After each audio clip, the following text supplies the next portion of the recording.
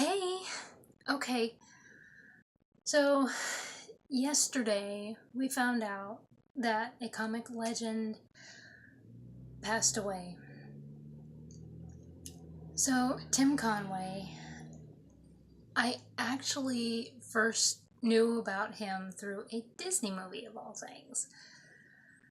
Um, so funny thing, it's one of those things where you post something on social media and then you completely forget that you posted it, and then people spam, like retweet and everything or repost and everything because of something like this. I had completely forgotten that because I was mentioning Apple Dumpling Gang and Apple Dumpling Gang Rides Again, and now people are recirculating it because of Tim Conway, which I'm glad. Um, but Apple Dumpling Gang and Apple Dumpling Gang Rides Again. These are westerns. It actually has Bill Bixby. The first one has Bill Bixby in it. It also has Harry Morgan in it, and Don Knotts. And, these are, being westerns, actually, these are the kind of movies where you just sit back and you let the silly happen. I can remember being a little kid watching these on the Disney Channel. I would just laugh. And they were so silly. I mean, the premises of the first one is basically this gentleman, Bill Bixby's character, comes into town and he's conned into picking up valuables. He finds out that there are three little kids. And, he's not a family guy. So, and he's trying to get rid of these kids because he doesn't want to be dealing with responsibility. It's not that he hates the kids, it's just he was conned into taking care of the kids. And and then you have this other problem in town, which is the this gang. They don't really have a name yet, but it's Theodore and Amos, which are Tim Conway and Don Knotts. And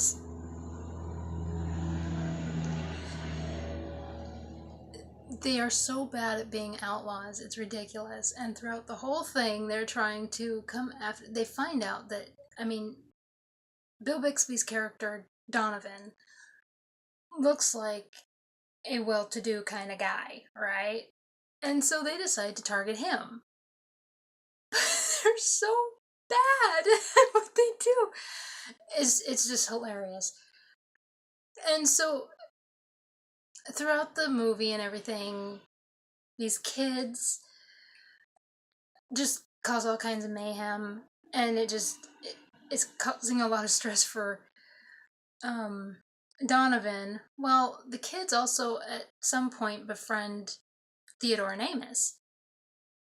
Well, one of their favorite dishes is um, apple dumplings, hence the name Apple Dumpling Gang. And it's just a bunch of silliness. It is so much fun.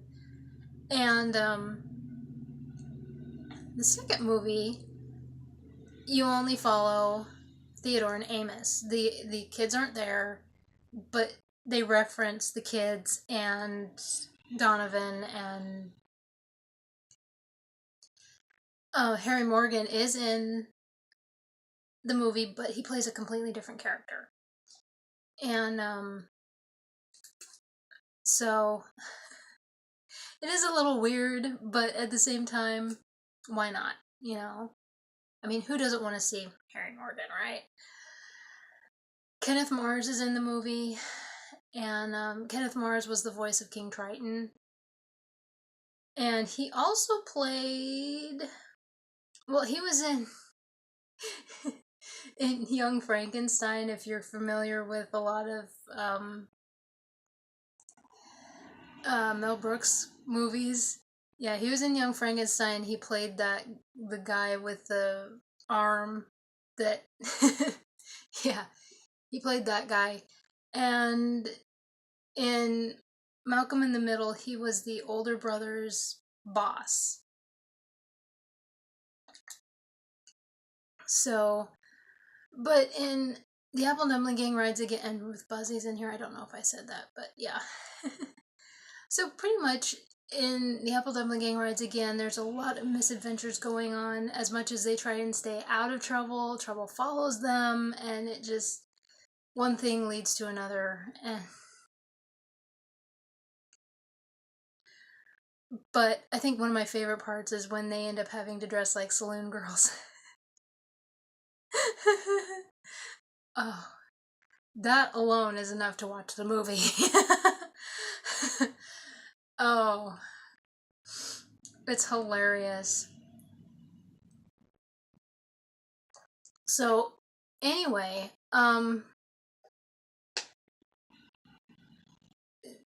they're just super fun. I mean, you have the pairing of Don Knotts and Tim Conway. You have these two comics. You put their comedy together.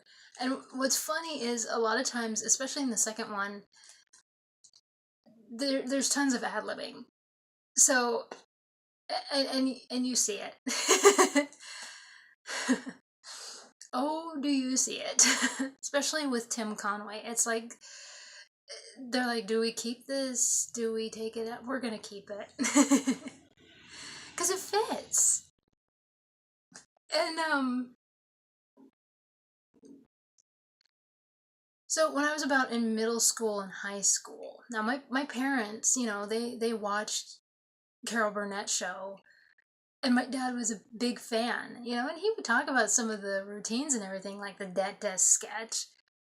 And, I would sit there and I'm like, what are you talking about? You can't really explain something like that.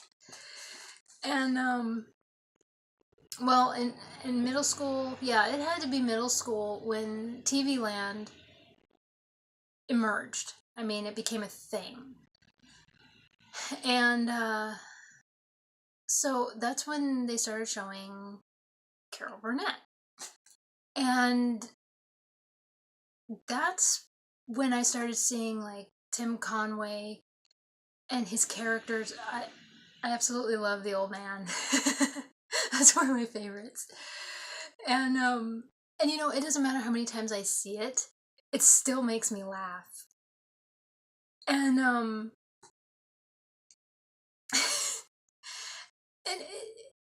and so when I saw the dentist sketch, I couldn't stop giggling.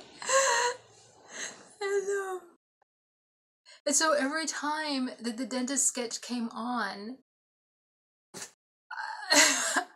I would have tears coming out of my eyes. It was just so hilarious.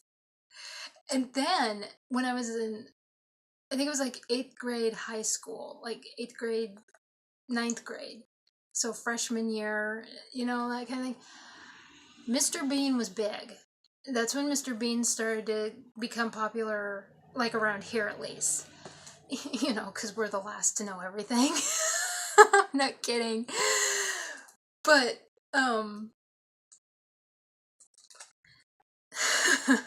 boy, are we the last to know. But anyway, I was watching where Mr. Bean goes to the dentist, and I'm like, oh my gosh, this is like, this has to be inspired by the Tim Conway, Harvey Korman sketch. Not ripped from, but inspired, because there's enough of a difference to it. I mean, there's similarities and everything, but because if you've seen the Mr. Bean dentist sketch, compared to Tim Conway's, Harvey Korman isn't trying to do his own dentistry like with Mr. Bean.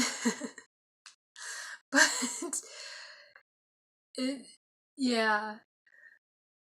And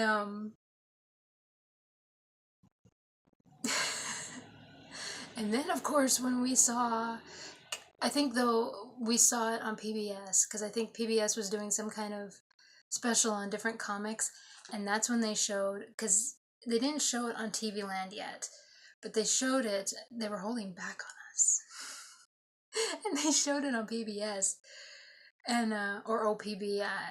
It's OPB here or PBS, and they were showing the famous elephant sketch, and I can remember talking about it.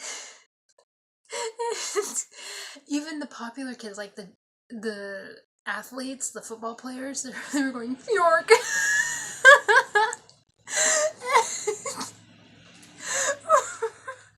Because you would think that like the geeky nerd kids would be doing that, you know, but no, it was the popular kids that were doing it first. They're like, did you see that thing on TV where Tim Conway was talking about the monkey with the merengue and everything? And we're like, yeah. And then one of our teachers, oh, this teacher was great. Everyone liked him.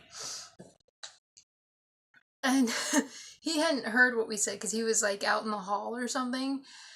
And he comes in and he's like, so that Tim Conway sketch. And we were like giggle snorting. It was like, and he says, of course. Then there was the fnork. Like, oh gosh. I mean, we were laughing so hard. We were wheezing. We couldn't get a breath in. And, it was great. And then he goes, you know, I was actually in like high school or college when that came out, and it was funny then. It's great that you guys think it's still that hilarious. And it's still funny. And oh my gosh.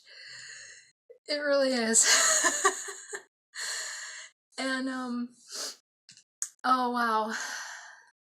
But anyway, yeah. And you know, one of the other things, because I had posted on my Instagram yesterday, and I also mentioned that Tim Conway showed up on like Diagnosis Murder with Harvey Korman, because like with that elephant sketch, the other guy was Dick Van Dyke. So Diagnosis Murder, a lot of the, you know, like Betty White showed up, and there was one with Vicki Lawrence, and excuse me, but there was one in particular, and it was like this special award dinner or something, and so there was this particular episode that was about that, and for this award dinner or whatever, and it was Tim Conway and Harvey Korman, and they were doing their usual banter and everything, and it was like their whole banter routine, and it was pretty funny. And I haven't been able to find it, but I really hope that they post it somewhere, because it's just it's super funny. And every time that they were on camera, it's hilarious. So and then there was when Tim Conway was on Yes Dear, and I wish I could remember who else was on that show with him, because it was two famous, and it could have been Mel Brooks, but I'm not certain, because I know that Mel Brooks also did one where he was like a cousin, and I wish I could remember who that was. I think it was Dharma and Greg, but I can't be certain.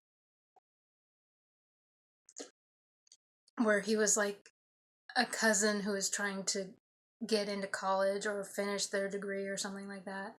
And I could be wrong about that, the show itself, but he was trying to be. But anyway, on Yes Dear, it was Tim Conway and another comic of some kind or someone like that. And I'm not sure if it was Mel Brooks, but they were in-laws. Well, Tim Conway went for an audition, and he was supposed to be a background character talking. That was the audition. and apparently he got it, and he was practicing, and so in the show he's practicing, and they said, well, what are you doing? And he says, well, they told me that I was supposed to say peas and carrots, peas and carrots, peas and carrots, but then it came to me that there's going to be this deaf person that's saying, why is he constantly saying peas and carrots? So now I have to actually look like I'm actually saying something. That had to be ad-libbed. Total Tim Conway. And yeah.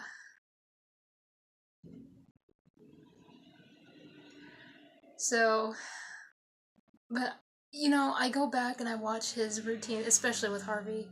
It still makes me laugh to see him break. And I've actually, the funny thing is that um Carol Burnett is the hardest to break.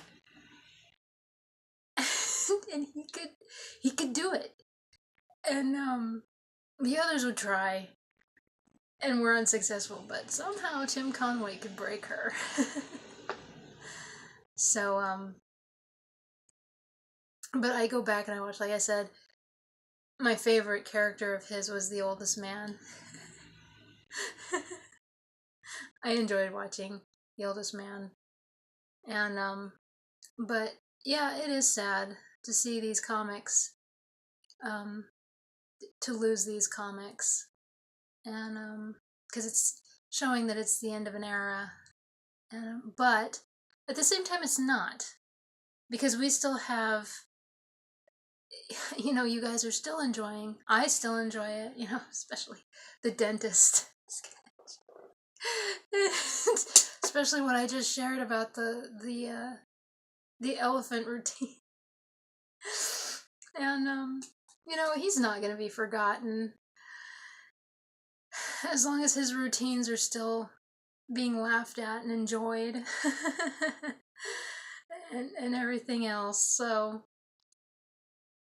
it is sad to see him, when we lose someone, but there's always the remembering that he's not actually gone, because watching his shows and laughing and everything else, and especially the Apple Dumpling Gang and the Apple Dumpling Gang Rides Again. Oh, I hope you watch those. You don't have to be a Western fan. I mean, there's not even, it's just one of those where you sit back and you let the silly happen with both the movies, And especially with the second one, it's just one of those where there's a lot of ad-libbing, and you really find where the ad-libbing is, and especially with, well, watch it.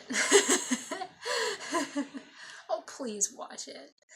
I really hope you do, because it's the pairing of Don Knotts and Tim Conway. I mean, if you like Harvey Korman and Tim Conway, you'll like Don Knotts and Tim Conway. And if you don't, you can come after me. I'll let you do that. Say, I hated this movie so much. I'm sorry. But anyway, yeah, we lost another great. But you know what? He's never going to be forgotten. He won't. Because as long as we laugh at his routines, he's never going to be forgotten.